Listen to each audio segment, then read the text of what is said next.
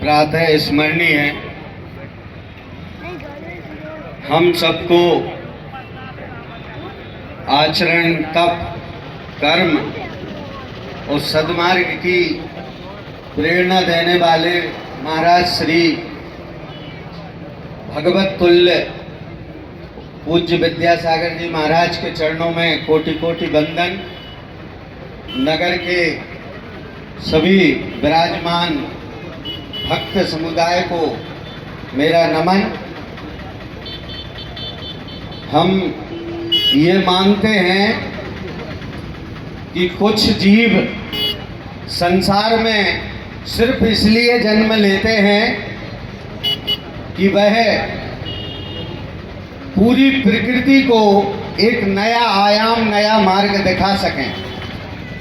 पूज्य महाराज श्री का जीवन अपने लिए कुछ होगा या नहीं होगा ये तो पता नहीं, किंतु इन्होंने प्रकृति, पशु, नदी, पर्वत, पहाड़, मानव समाज को अपनी रोम रोम प्रदान कर दिया और सारा जीवन दूसरों के लिए समर्पित कर दिया। क्योंकि 4 वेद 6 पुराण, 4 वेद 6 शास्त्र और 18 पुराण हमारे सनातन धर्म में कहे गए हैं। तो पूज्य व्यास जी महाराज ने उनको रचा है। तो एक संत भगवान उनके पास पहुँचे और उन्होंने कहा, हे भगवान, हमने विद्या अध्ययन नहीं किया ज़्यादा, हम इन शास्त्रों को, वेदों को, पुराणों को, श्रीमद् भगवत गीता, रामायण अथवा जिनवाणी जैसे महान ग्रंथों को नहीं पढ़ पाए, तो हमको क्या सरल मार्ग है। तो व्यास जी भगवान बोले कि 18 पुराणेषु व्यासस्य वचनम द्वय। 18 पुराणों में चतुर्वेदानाम, 6 शास्त्रानाम उन्होंने भाष्य किया है। तो बड़े प्रसन्नचित्त महाराज श्री व्यास जी बोलते हैं कि 18 पुराणेषु व्यासस्य वचनम द्वय, परोपकाराय पुण्याय पापाय परपीड़ाय।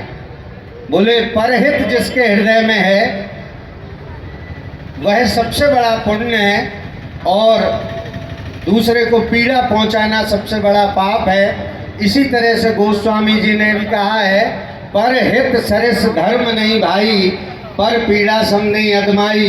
तो हमारे पूज्य संत भगवान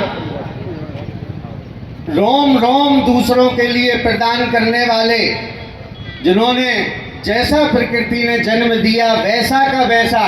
कबीरदास की वाणी है कि ना लाल रंगी चदरिया ना पीली, ज्यों की त्यों भगवान को लौटा करके अपना सारा जीवन हम सबके कल्याण के लिए लगा दिया।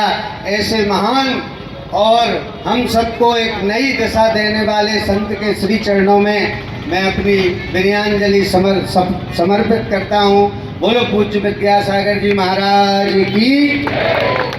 बोलिए संत शिरोमणि आचार्य भगवान विद्यासागर जी महाराज की। आइए इसी क्रम में आमंत्रित करता हूँ मैं